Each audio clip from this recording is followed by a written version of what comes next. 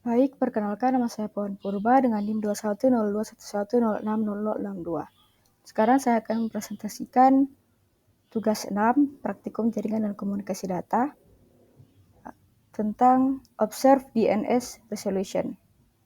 Jadi dalam tugas ini ada 3 part, yaitu part yang pertama, Observe the DNS Conversion of a URL to an IP address. Part 2, Observe DNS Lookup using the DNS Lookup command on a website. Yang part 3, Observe DNS Lookup using the DNS Lookup command on mail server. Ini ada background dan skenario. Jadi di sini domain name system atau DNS itu dipanggil saat kita mengetikkan URL atau Uniform Resource Locator. Seperti di sini contohnya http://www.cisco.com ke dalam web browser. Jadi di part pertama dari URL itu menunjukkan protokol yang digunakan. Dalam contoh ini, protokol yang digunakan adalah HTTP. Jadi protokol yang sering digunakan atau yang biasanya itu ada Hypertext Transfer Protocol atau HTTP, Hypertext Transfer Protocol over Secure Socket Layer atau HTTPS, dan File Transfer Protocol atau FTP. Jadi DNS itu menggunakan bagian kedua dari URL. Jadi dalam contoh ini itu www.cisco.com. DNS menerjemahkan domain name atau nama domain, dalam hal ini www.cisco.com, ke alamat IP untuk memungkinkan host sumber mencapai server tujuan. Jadi dalam tugas ini kita akan mengamati DNS in action dan menggunakan NS lookup atau name server lookup untuk mendapatkan tambahan informasi DNS. Selanjutnya dari query source, satu PC saja atau satu laptop. Selanjutnya kita masuk ke part 1, observe the DNS conversion of a URL to an IP address. A. Open a Windows command prompt. Kita buka command prompt.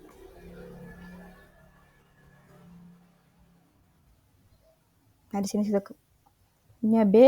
Di command prompt kita akan ping URL dari Internet Corporation for Assigned Names and Number atau ICANN di www.icann.org. Nah, ICANN itu sendiri mengkoordinasi DNS, IP address, top level domain name system management, dan root server system management function. Nah, di sini jika tertulis ada note di sini, jika domain yang kita dapatkan itu IPv6, nah kita menggunakan command ping -4 www.icann.org. Jadi kita menambahkan -4 di antara ping dan nama webnya. Kita langsung saja untuk ping www.icann.org. Enter. Nah, bisa terlihat bahwa di sini menghasilkan IPv6. Selanjutnya kita akan mencari IPv4-nya dengan cara ping -4.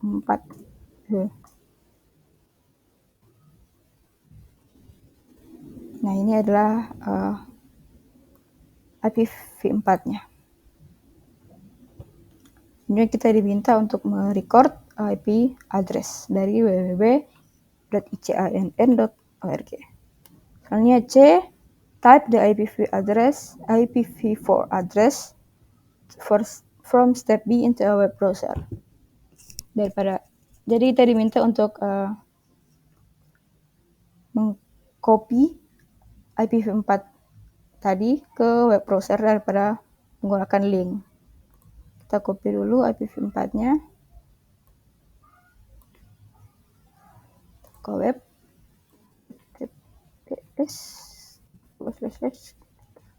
Enter.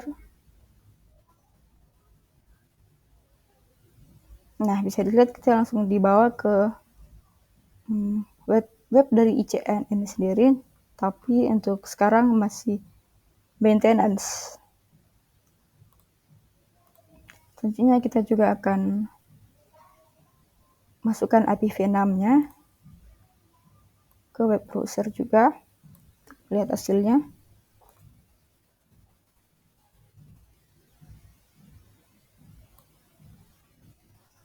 enter. Nah, bisa dilihat bahwa sama, dia langsung mengarahkan ke websitenya ICNN yang sedang maintenance ini. Ini D, notice that the ICNN home web page is displayed without using DNS.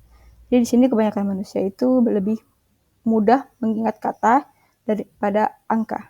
Jadi jika kita mengatakan ke seseorang untuk pergi ke www.icnn.org, mereka mungkin lebih mudah untuk mengingat itu. Tapi jika kita mengatakan untuk pergi ke 192.0.32.7, mereka mungkin akan lebih kesulitan untuk mengingat IP address itu. Nah, sementara komputer itu memproses angka. DNS, process of the translating words into number. Jadi DNS itu mentranslate dari kata ke angka. Nah, ini juga ada translate kedua. Itu manusia itu berpikir di base 10 number atau biasa disebut desimal. Nah, sementara komputer itu memproses base to numbers atau biner. Nah, basis 10 dari IP address ini 192.0.32.7 dan base 2-nya itu ini. Angka binernya itu ini. Selanjutnya pertanyaan, what happens if you cut and paste this base to numbers into a browser? Ini kita akan copy paste angka binernya ke browser.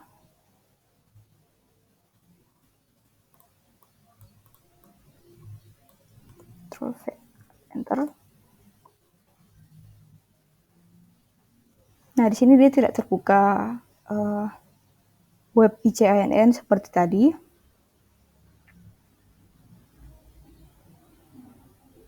Nah, karena kode perangkat lunak yang digunakan di web browser itu juga mengenali basis 10 atau desimal, tidak mengenali angka basis 2 atau biner. Selanjutnya at command prompt ping cisco.com, www.cisco.com. Sama halnya tadi, jika mendapatkan IPv6, tambahkan bin 4 di www.cisco.com. Maaf, ping www.cisco.com. Enter. Nah, ini kita mendapatkan IPv6-nya. Untuk mencari IPv4, tambahkan min 4. Enter. Nah, ini IPv4-nya. Selanjutnya pertanyaan, saat kita ping www.cisco.com, apakah kita mendapatkan IP address yang sama seperti contoh? Jelaskan. Oke, jadi kita akan ngecek dulu.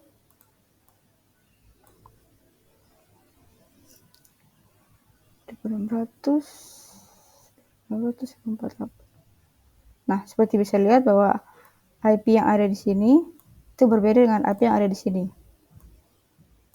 Tujuan IPv4-nya itu, nah ini itu tidak sama dengan yang ada di yang kita cari barusan tadi. Berbeda. Nah, itu mengapa berbeda? Karena kalau Cisco ini tergantung di mana kita berada secara geografis. Cisco menghosting konten webnya di serangkaian server mirror. Ini berarti Cisco mengunggah konten yang sama persis ke server yang beragam secara geografis. Itu tersebar ke seluruh dunia. Nah, ketika seseorang mencoba menjangkau www.cisco.com, trafik diarahkan ke server mirror terdekat. Oke, selanjutnya pertanyaan, ketik IP address yang kita dapatkan tadi ke browser. Apakah browsernya menunjukkan situs atau tidak? Kita ping terlebih dahulu yang kita masukkan ke browser dulu, versi 4-nya terlebih dahulu.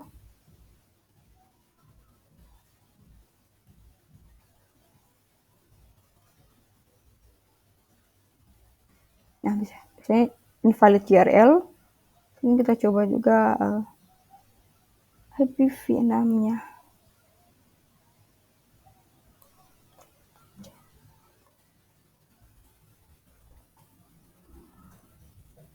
Dan juga sama invalid URL.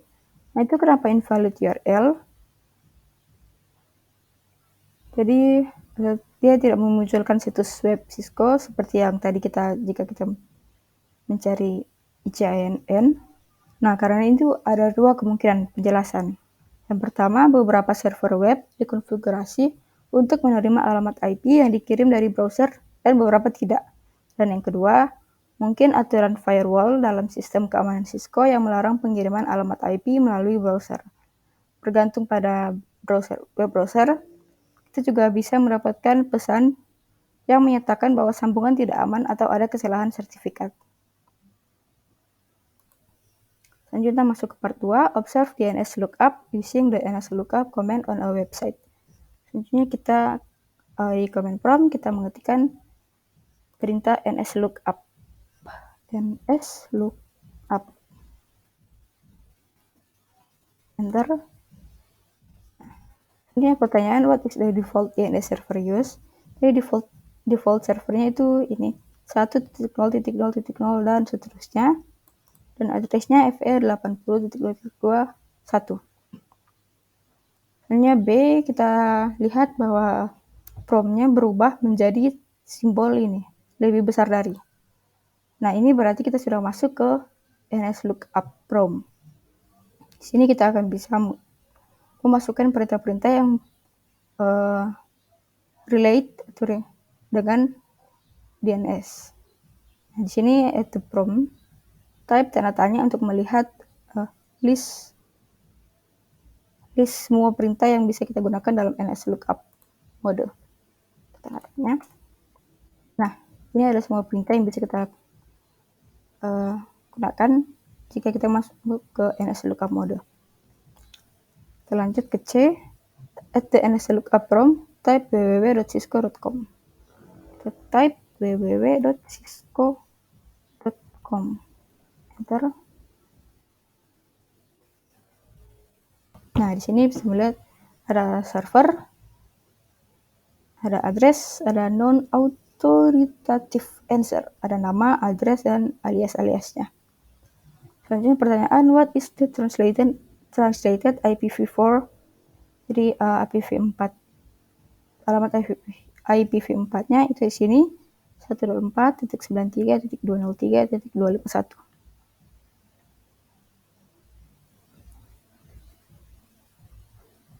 Ini ada catatan IP address dari lokasi kita itu mungkin akan berbeda karena Cisco menggunakan server mirror seperti yang sudah saya jelaskan sebelumnya di berbagai lokasi di dunia. Dan di sini ada pertanyaan juga, is it the same as the IP address shown with the ping command?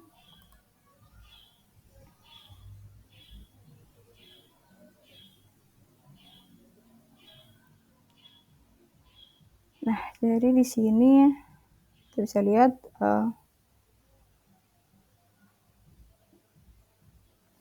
ping command itu di atas.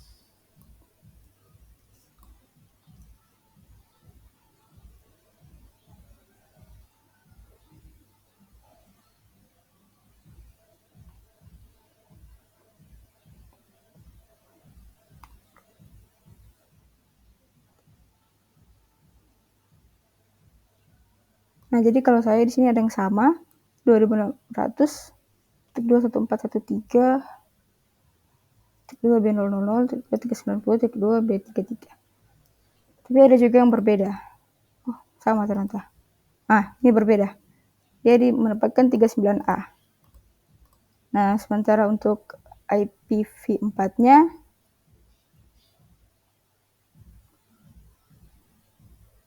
itu sama juga ya.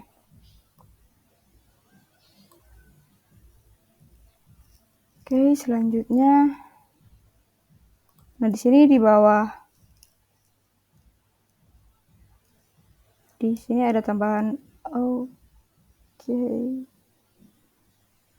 Nah, ada beberapa following numbers seperti ini 2600, 1714 dan seterusnya. Jadi bertanya apakah itu?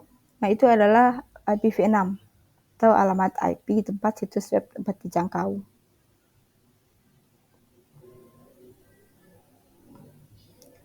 Selanjutnya D, at the NSLookup prompt, type the IP address of the Cisco web server. Oke, jadi di NSLookup prompt tadi kita diminta untuk mengetikkan IP address Cisco web server yang kita dapatkan tadi. Sini. Kita Ctrl C, lalu kita ketik sini, lalu enter. Nah, bisa lihat sini sudah ada servernya 1.0.0 dan seterusnya. Addressnya juga sama, fe80.0.1. Sini ada nama dan ada addressnya. Selanjutnya, you can use the NSLookup tool to translate domain names into the IP. You can use. Kita juga bisa menggunakan untuk translate IP address menjadi domain name. Selanjutnya, menggunakan NSLookup tool, record the IP address associated with www.google.com. Ketikkan www.google.com. Enter. Nah, di sini ada server, ada address, ada name, ada IP-nya juga ada di sini.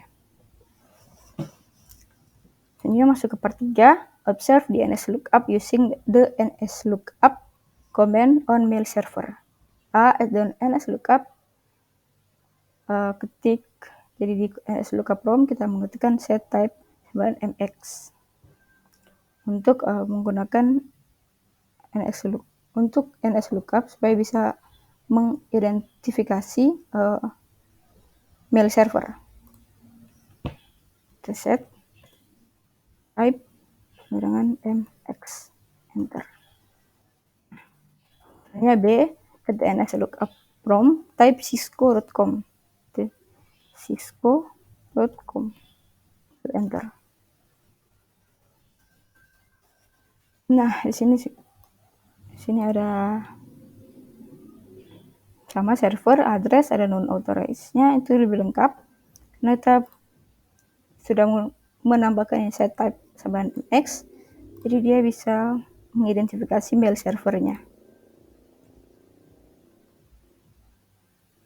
Nah, jadi sini ada penjelasan prinsip dasar dari network design adalah redundansi atau lebih dari satu server email dikonfigurasi.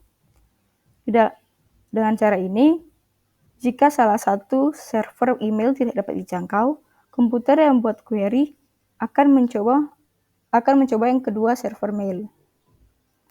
Administrator email menentukan server email mana yang dihubungi terlebih dahulu dengan menggunakan preferensi MX. Server email dalam preferensi MX terendah dihubungi terlebih dahulu. Sebenarnya ada pertanyaan, jadi berdasarkan output di atas, ini mail server mana yang bisa dikontak first, yang bisa dihubungi terlebih dahulu dan dikirim ke cisco.com. Jadi di sini yang bisa itu yang MX preference-nya terendah. Nah, dalam hal ini itu MX preference-nya yang 10, yang ini.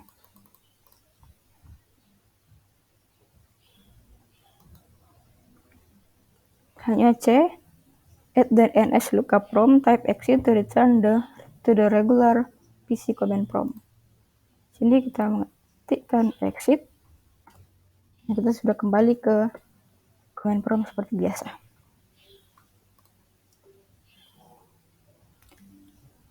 Maaf.